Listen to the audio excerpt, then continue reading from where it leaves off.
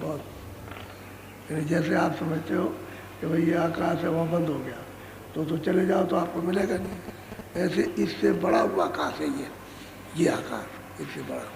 तो जब उधर पता चलता है कि अपना आकाश जिसमें सूरज बैठी है उससे कितना बड़ा, जब उस आकाश में जब चलती है तो कुछ दूर तक पता ही नहीं चलता, तब स्वर्ग शुरू होता है। जब पूरी अपने आकाश की सफाई कर लेगी और पूरा आकाश जब चमकने लगेगा तब वो स्वर्ग दिखाई देगा।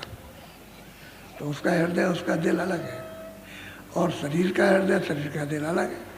इसका हार्ट ये है, दिल ये, हृदय ये, और सूरज का इधर जड़ ये और चेतन ये। तो इसलिए ये जड़ है तो जड़ पर मना करके बैठ के इंद्रियों के दरवाजे में काम करता है। मन की जब धार उतरती है तो यहाँ, और जब सोते में जब सोओगे और फिर सो गए तो धार जब खिंच जाएगी तो नींद आ जाएगी तो यहाँ आ जाती है जगह।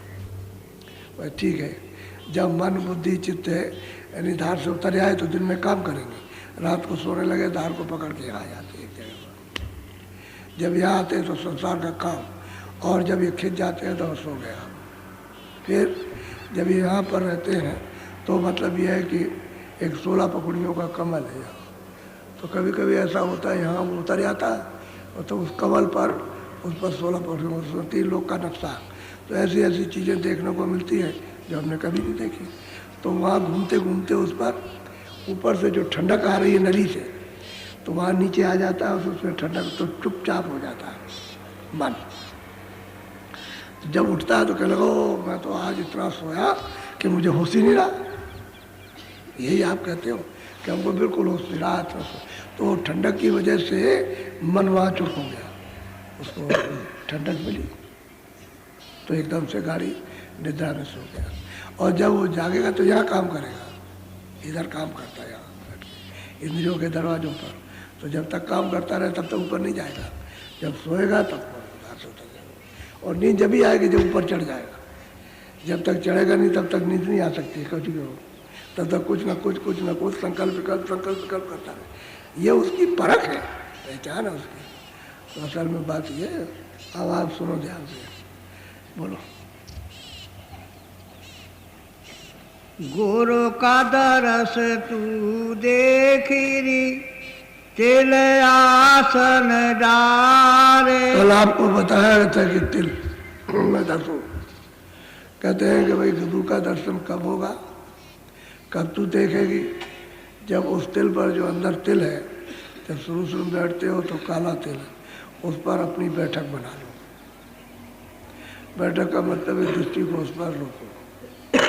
जब दृष्टि रुकने लगेगी भाई वही बैठक है। तो कहते हैं तिल पर आसन जमा ले।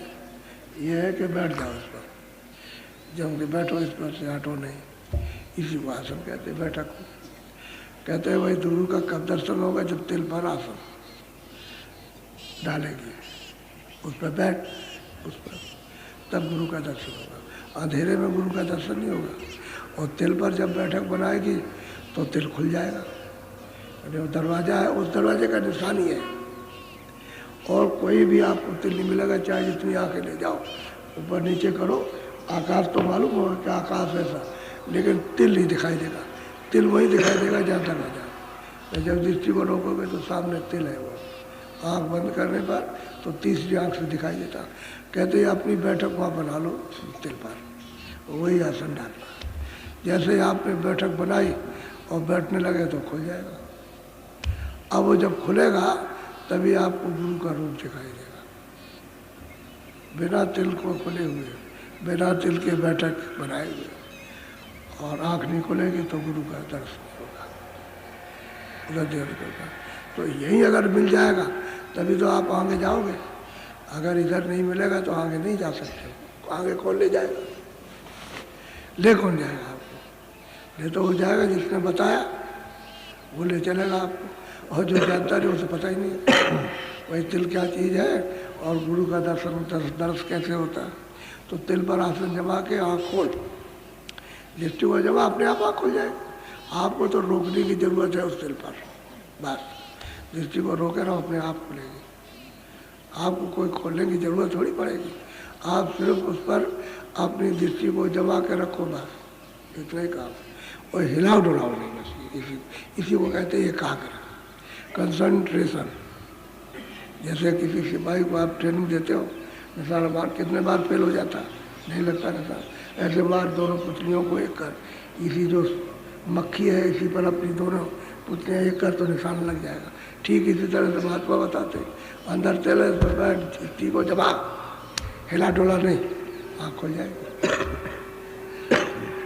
अब ये है कि समझाते हैं, कहते हैं क्या करो कि वहाँ बैठक बनाओ, दोनों चीज़ें एक ही साथ रहे, मन भी वहाँ रहे और दृष्टि भी वहाँ रहे, ये बैठक बन जाएगा आपको। जैसे आँख खुलेगी तो वो तीसरी आँख है, तीसरा नेत्र है, ज्ञान चक्षु, वो जब खुलेगा तो उससे वो अलौकिक, अलौकिक दुनिया, अलौकिक सृष्टि उधर दिखाई देगी।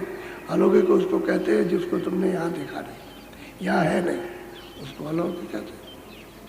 जो यहाँ है नहीं संसार में, वो चीज़ दिखाई देती। बोलो। सद्गुरु नित सुनोरी मेरे वासन जा। और क्या प्यार से समझाते हैं, कहते हैं कि भाई तिल पर आसन डाल के उस पर बैठो, गुरु का दर्शन होगा। कहते हैं फिर क्या करो, शब्द गुरु से मिलकर, शब्द गुरु से शब्द आ रहा, आवाज़ आ रही है। कहते हैं कि तुम जैसे बर्तन धोते हो ऐसे ही तुम अपने को साफ कर लो। गुरु ने मोए दीनी अजब जड़ी, सो जड़ी मोए प्यारी लागे, अमृत रसन भरी। कहते वो शब्द अमृत से भरा हुआ।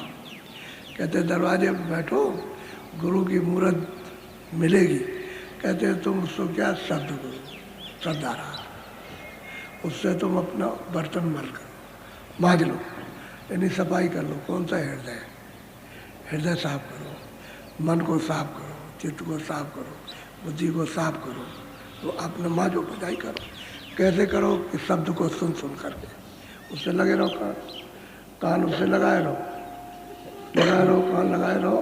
तो उसकी ये पहचान है कि जितना शब्द से कान लगाए रहोगे उतना ही सूरत साफ हो जाएगा, कान खुलता जाएगा, आवाज़ बढ़ती जाएगी, बढ़ती जाएगी, बढ़ जाएगी आवाज़। तो अपने को ये है कि हमारा कान खुल रहा, क्योंकि कान खुल रहा, गंदगी हट रही है, जो बर्तन में, जो हृदय में जमा थी वो गंदगी साफ हो रही, सूरत के कान खुल रहे हैं। ये उसका परिचय है, इन्हें कान खोलने का ही परिचय है कि हमारी सफाई हो रही है। तो कहते हैं अपना बर्तन मल के नहीं डालते, कहते शब्द गुरु, शब्द को सुनकर, शब्द गुरु, शब्द ही गुरु है, उसको सुन करके सफाई कर लो, सफाई हो जाएगी। शब्द गुरु से ही सूरत की सफाई होगी। और जब दृष्टि को दिल पर रोकोगे, मन वहाँ रुका रहेगा तो मन की सफाई, मन वहाँ बैठक बना ले उसके साथ, सूरत के साथ बैठक बना, दृष्टि रुकी रहे, और मन भाग जाएगा तो दृष्टि हिलेगी।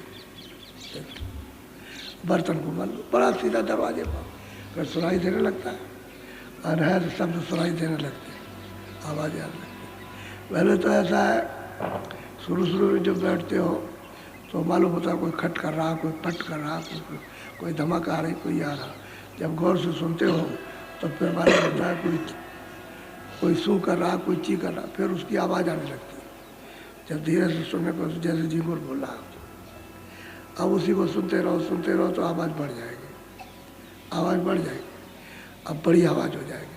फिर उसी को सुनते रहो तो फिर बाजे के रूप में आ जाएगी। कोई बाजा दूर बज रहा, बहुत दूर, ऐसा मालूम होगा करोड़ों कोस दूर है, ये पता चलेगा बड़ी दूर से। फिर उसी को सुनो, उसको तो जब सुनोगे तो हल्कापन होगा, एकदम जैसे शरीर हल्का हो गया है, एकदम से हल्का होने मालूम होते लगेगा। तो सुनते रहो, अब वही जो बाजा दूर मालूम हो रहा था, ऐसा पता चलेगा कि करीब आ रहा, वो चल के आ रहा, बजता हुआ आ रहा है अपनी तरफ को। उससे मालूम होता है कि अपना बर्तन साफ हो रहा, इन्हें सूरत साफ हो रही, जो अंतःकरण वो भी साफ हो रहा, तभी तो मालूम हो रहा उसको करीब आ रहा, पास में आ रहा, बजता हुआ, ऐसा मालूम होता।